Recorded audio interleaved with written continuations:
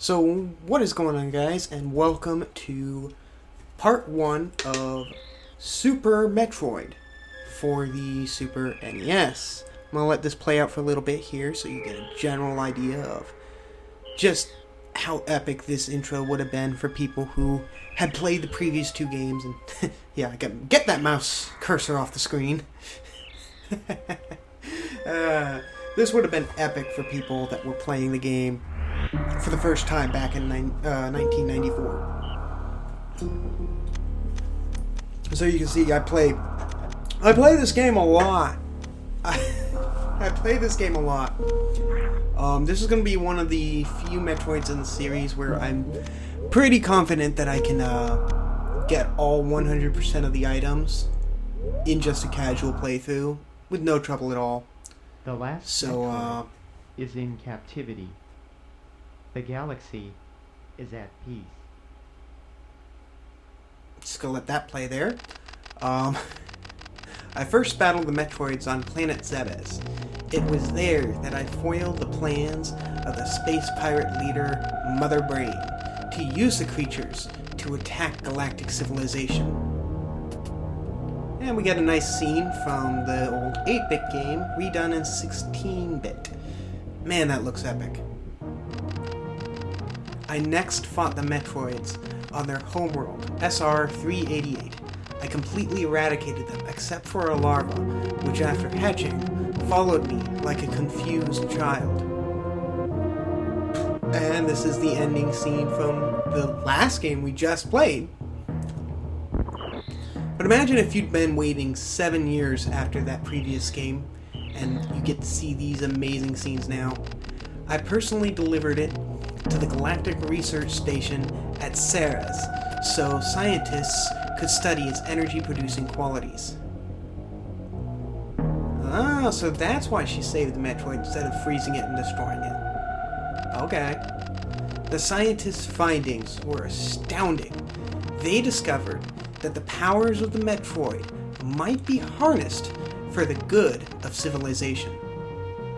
Okay. That's, nice. Very nice. Satisfied that all was well, I left the station to seek a new bounty to hunt. But I had hardly gone beyond the asteroid belt when I picked up a distress signal.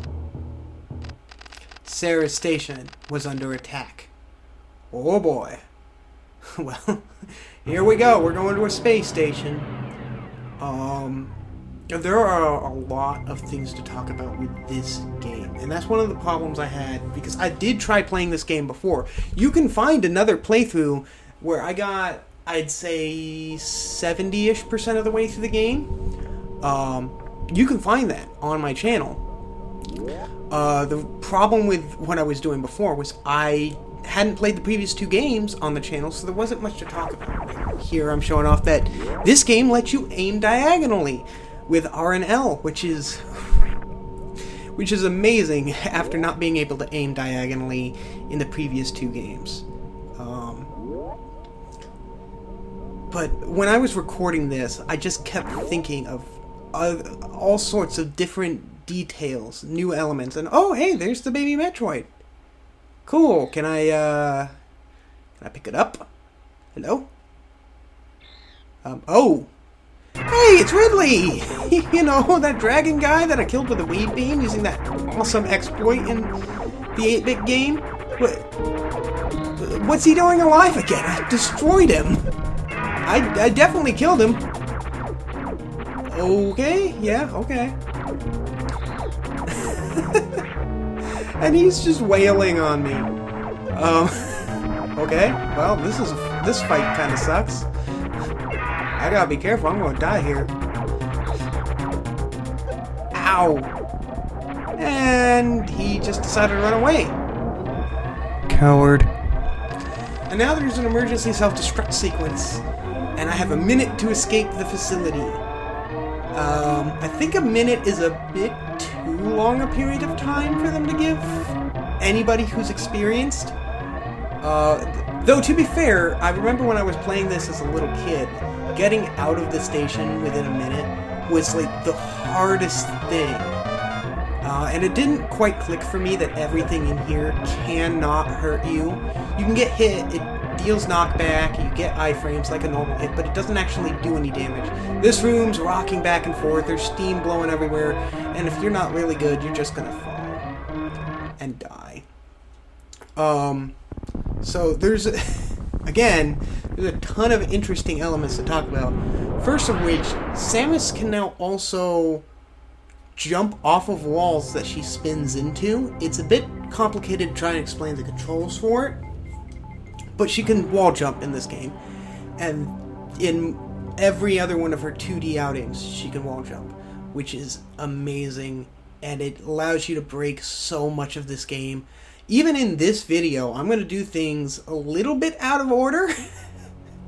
So I'm going to get some upgrades a little early and go a little bit out of order from what you might expect.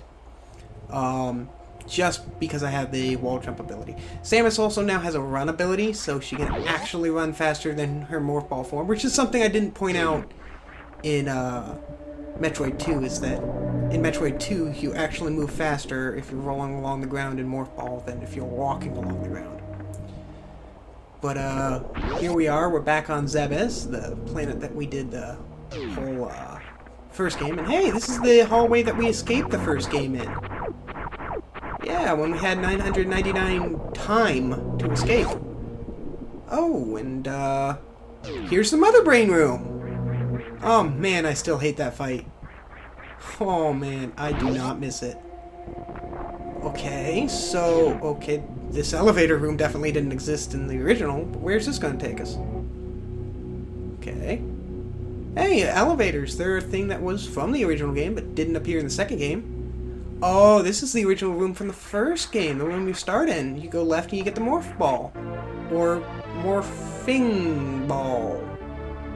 Okay, cool. And then this light turns on, and it's just, like, staring at you, but it does nothing. You can't shoot it. It's just... it's weird. Proceeding on past that, you get, you see the first red door, and unlike in the first two games, red doors in this game do not always indicate major upgrade behind this door. Sometimes they may indicate that, usually they do not. So we get missiles, and missiles are still missiles. They're toggled on. This time I could set my toggle button to X instead of having to use select, like in Metroid 1 and 2. So I can toggle them on and off with X on my keyboard. Actually, not keyboard, on my controller. It's actually Y, because I'm using a GameCube controller. Alright, and then you get a second missile tank right over here, which is really nice. And also, you'll note this is the same room with that energy tank in the ceiling, and it's still there. I guess because we didn't pick it up in the first game, it makes sense that it would still be there. But we're gonna get that one. Actually, I decided, just to spite that energy tank for being so annoying to try and get in the first game, I figured, why not get that energy tank first? Why not let that be the first energy tank I got? So, when you go into this room, suddenly, now there's enemies everywhere. Gray doors usually indicate a requirement, usually destroying certain enemies. The usual solution is kill all the enemies in the room, and the gray doors will become unlocked. And as long as you open them after they're unlocked, they can never lock again. So by shooting that other door, I no longer had to kill all the enemies in that room to open the left side door there. But regardless, you kill all the enemies in the room, and you head back.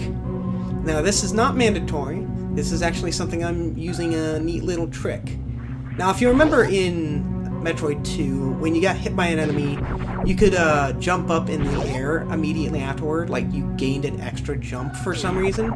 You don't get that in this game, but damage boosting off of enemies is still broken. And I failed to demonstrate it here. I went the wrong direction, and then the block respawned, and I'm like, Now, you gotta be careful when trying to do this early on in the game, because those guys do 20 damage every time they hit you, which is an insane amount. But it's not hard to farm for energy in this game. Even normal enemies typically tend to drop small or large energy. You see the large energy is just everywhere. And there you go. You just get hit by that enemy in that specific spot while looking to the right, and he pushes you right into the energy tank. Which is so silly, and it's actually shockingly easy to do.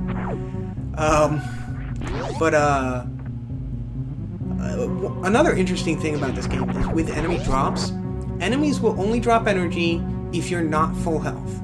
Enemies will only drop missiles if you're not at your maximum missile count. So if you're maxed out on both health and ammo, you never get any drops from enemies. Which is kind of neat. It's a neat way of telling you, hey, you're at your max. Because there's not really any easy way to check to see what your maximum missile count is.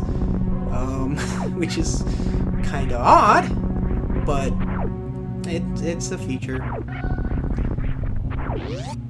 So now we're heading back up, and we're not supposed to have this energy tank, but we do, so pretty much nothing in this area can actually pose a serious threat. These guys, there's a lot of them, they're bigger than Samus, and then, you might think, oh, they're supposed to be intimidating. They die in one hit. No matter what you hit them with, they die in one hit. They are weaker than the weakest, Kemers, I guess they're called, from the original NES game. I mean, they are so weak. But don't expect them to stay weak throughout the rest of the game. But as you go through the game, they get tougher. Another element this game had that I haven't touched on yet is the map. There's now an in-game map. Now, it's not highly detailed, but it does a good enough job telling you where you have been, where you haven't been, and where you might try to look. And here we're going to get the map data for Crateria, which is the surface area that we never got to actually explore in the original Metroid game. The map data, I'm sure as you can see here, doesn't show every path. It just shows the main paths, and doesn't show a lot of the secret, hidden paths that you might find. And the places you have been are highlighted in pink, and the places you haven't been are highlighted in blue. And here I'm trying to wall jump off that tiny ledge, and I fail.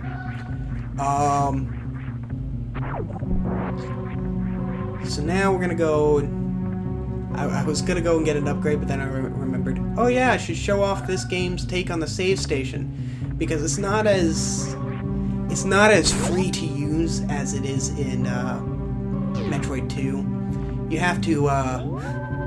have to stand in it, hit yes, and then that whole long animation plays before it actually saves. And if you hit the wrong button, you might just hit no, and then you have to leave the entire room and go back into the room to save again. Excuse me, I'm gonna grab a can of soda and I'm gonna open it while I'm recording.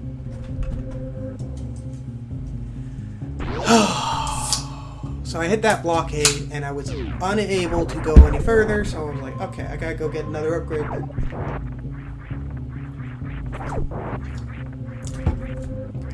This game, if you thought Metroid 2 introduced a lot of new stuff for the franchise when it comes to, like, upgrades, it barely introduced anything compared to what this game does. It throws so much stuff at you.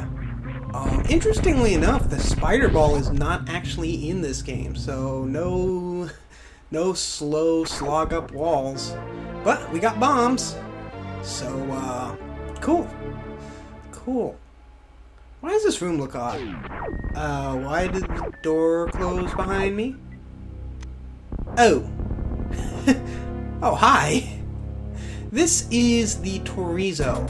It's a fake Chozo statue that comes to life and attacks you when you grab the upgrade that it's holding.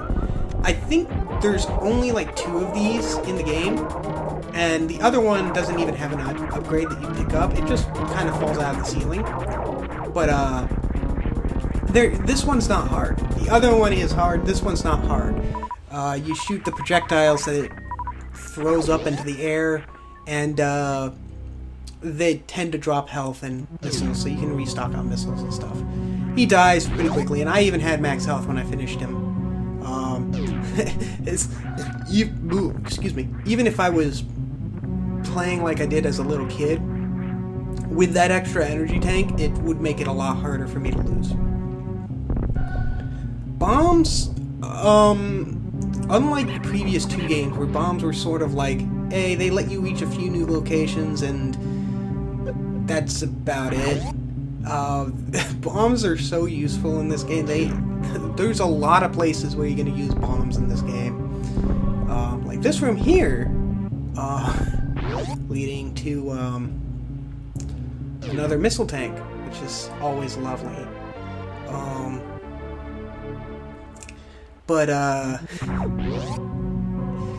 Yeah, bombs are more useful in this game. Also, if you hold right here when you jump up, there's a hidden path, so you don't have to bomb your way slowly through that room again.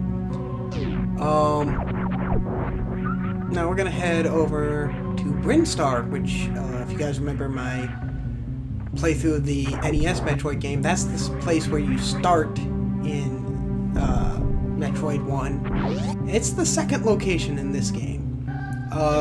Crateria sort of functions as the tutorial after the tutorial, teaching you about how the upgrade system works. Now we get our second energy tank here, which is most players' first energy tank, but we got the one in the ceiling, so we got 2 now.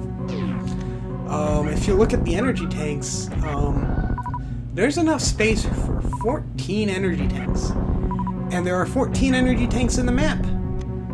That's right. From now on, every energy tank you get is actually useful.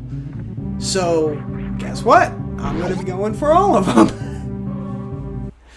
Never again in the Metroid franchise, to my knowledge, will we ever get an energy tank that just heals me, and that's it. So, that's nice. So we're heading into Brinstar. Whoa, it's a lot more green than it used to be. And I'm going to use a neat little trick here. I'm going to fail it, obviously, because I always fail.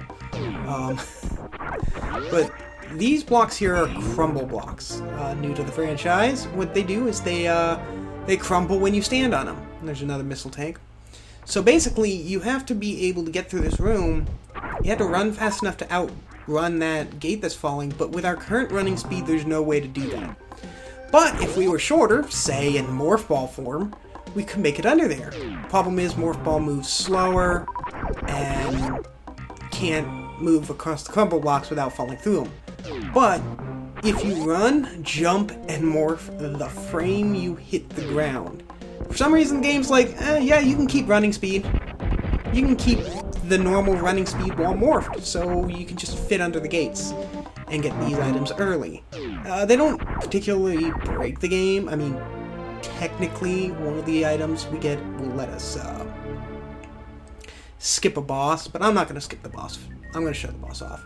That's a reserve tank. It functions like an energy tank, but you got to fill it up first. And there's 4 of them. What they do is when you run out of energy, they'll fill your energy up with whatever energy they have in them. So just think of it as an extra energy tank that you have to fill up manually, which is kind of annoying, but it's there. I think this is the only game in the series to have reserve tanks, and I can see why. This is a super missile. This is the major reason most people, including speedrunners, use that trick with the Morph Ball, known as the Mach Ball. Super missiles do 5 times the damage that a normal missile does. Only one of them is required to open a red door. But they also open green doors as well. So we're going to see a bunch of green doors coming up. And what you're expected to do is fight the boss in this particular next area. And then get super missiles from that boss. But speedrunners don't fight that boss because we already got super missiles. Now you might say, well, if you're trying to go for 100%, you're going to have to fight the boss anyway. If you go on 100%, you can still skip the boss. There's a way to get the super missiles that the boss is guarding without even confronting the boss. And you can wall jump up here early to get a missile. You don't have to have you don't have to use wall jump to get this. And that's the thing about wall jumping is, aside from a few rooms that are optional rooms in the game, the game never requires you to wall jump. It's a trick that if you know how to do it, it really helps. And we're about to get another really nice upgrade. This game, once you get to Brinstar, it's like it throws tons of new upgrades at you. Charge Beam, which, well, as the name might imply, finally allows Samus to charge her beam shots. Now, I don't use it nearly as much as I would in most games that allow you to charge your shots, mostly because you have to hold the shot button down and then also pressing that with all the other buttons. and morphing while holding a charge does that with the bombs. It just drops 5 bombs that scatter off away from where you're at. But no, like, trying to hold the charge beam button down is very annoying.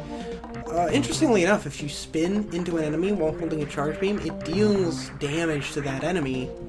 And if it's enough damage to kill the enemy, it just instantly kills the enemy, as if you had screw attack or something. Which is neat.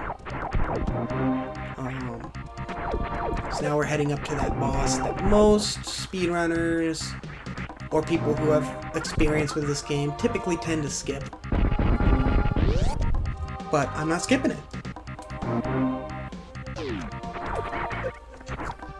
These guys can be destroyed with a charge beam. There, me showing off the pseudo screw attack. Had a little bit of trouble aiming my charge beam at him. But we're heading into the second actual boss of the game, Sporespawn. He's a slow boss that drops pollens that, they drop pickups when destroyed, so you can use those to refill on missiles or super missiles. And even if you run out of super missiles or missiles, the bosses in this game, which normally could only be hurt by them, can also be hurt by charge beam, so you might want to pick that up. Because if you run into a boss that doesn't have ways of restoring your missiles or super missiles, and I think there are a few in the game, you're going to want to have charge beam for that. There's a funky thing about this boss.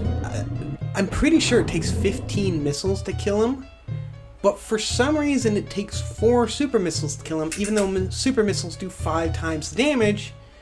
Maybe he's just slightly resistant to super missiles, and that's why it takes 4 of them to kill him, but I don't understand. I don't know.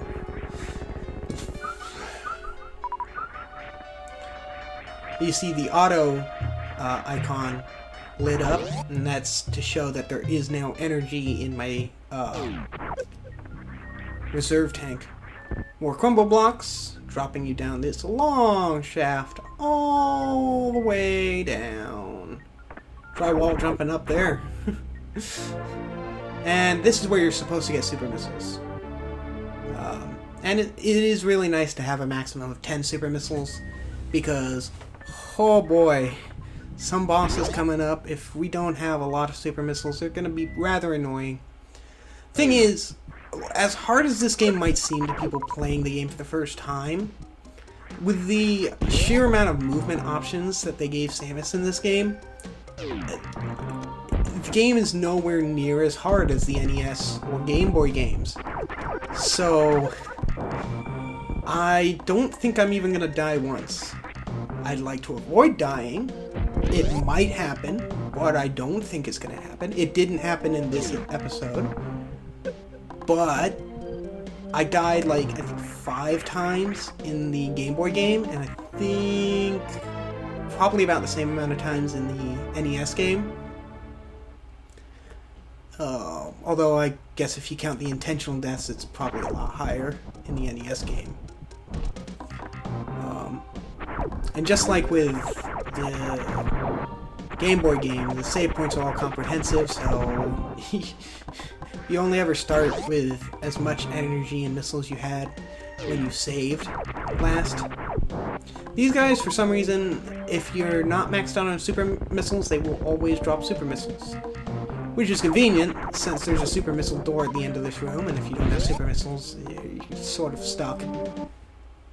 We also passed a one-way gate earlier, which means that we can't head back the way we came. This is B-Tom. They grab onto you and they drain your energy. If you equip missiles and aim straight up and fire, it kills them while they're grabbed onto you. So, that green door leads to an energy recharge station, but who do you think you're watching? I do not need an energy recharge station. And then up here, if you wall jump, you don't need a wall jump if you come back here later with another upgrade. But you can get up here early if you have wall jump skills. Use super missile, open that door, and you get, come on, the Spazer Beam. And now's the perfect time to talk about how this game handles beams, because it does handle them differently than the previous two games. Whereas in the previous two games, if you got a beam upgrade, it took your last beam off. This game does not do that. Your beams all stack. Aside from Spazer and Plasma. For some reason, those don't stack with each other, and if you force the game to stack them, the game crashes. Which is kind of funny. I don't know why it happens, but it does. So, when you get Plasma, it takes off your Spazer. But the thing is, you can switch between them because you have an inventory in the menu, and I forgot to show it off in this episode, but there is an inventory menu that you can look at right next to your map. If you go into the map menu and then you press R, it takes you to your inventory, which allows you to enable and disable equipment just for any random reason. Spazer Beam helps here, and I also did a jump earlier that you're not supposed to do, so I'm in here early. I'm not supposed to be in here yet. I'm supposed to have high jump boots by this point, but I don't. So I'm coming through here without high jump, and that's gonna prove slightly challenging. Hey, there was a mini Kraid there. Cool. Glad to see that they're not extinct. And so we're gonna fight the first out of 4 Guardian bosses. Just like with Metroid 1, we need to defeat all the Guardian bosses. This time there's 4 of them in order to gain access to the final area of the game. And hey, it's Kraid, and oh boy, he's a that's not the Kraid I remember. The Kraid I remember was squishy and died to bombs. Good luck hitting this guy, even hurting this guy with bombs. Oh, he's big. Oh, he's big. But another thing worth noting is, even with as big as he is, he's not particularly challenging. I mean, I'm doing a terrible job of showing off how to fight him. But you'll notice that it doesn't really hurt that much. And not to mention all those little spinning things also, just like with all the bosses I fought up to this point, drop pickups. So I can heal if I get low on health, and refill my missiles if I get low on missiles. And he goes down. And drops a bunch of pickups when he dies. All the bosses in this game for some reason do that. Which is nice, I guess. But hey, it's the Varya Suit! Cool! It's nice to have that defensive upgrade right off the bat. But this game's Varya Suit functions, well, pretty much identically to how it has up to this point. But it also allows Samus to walk through heated rooms, which I didn't show off in this video, but there are heated rooms in Norfair now. And if you go into them without the Varya Suit, you start taking heat damage, and boy does it hurt a lot. You basically need Varya Suit unless you're really fast at this game. And really good at refilling your energy while it's depleting rapidly. Because at this point in the recording, I was looking at my time, and I was like, oh, I don't have time to do anything else. And I was like, okay, I'm gonna grab one more upgrade real quick, and then I'm gonna sign off. But this little crevice is annoying to get out of if you don't have high jump boots. Again, you're supposed to have high jump boots for this whole section here, so they designed it around that. I have to wall jump everywhere to get around in here. Defeating Kraid makes this door openable.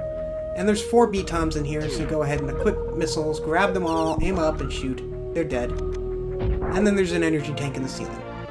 That's all the time I have for this part, so I will see you guys in part 2. Hopefully with better commentary. Goodbye!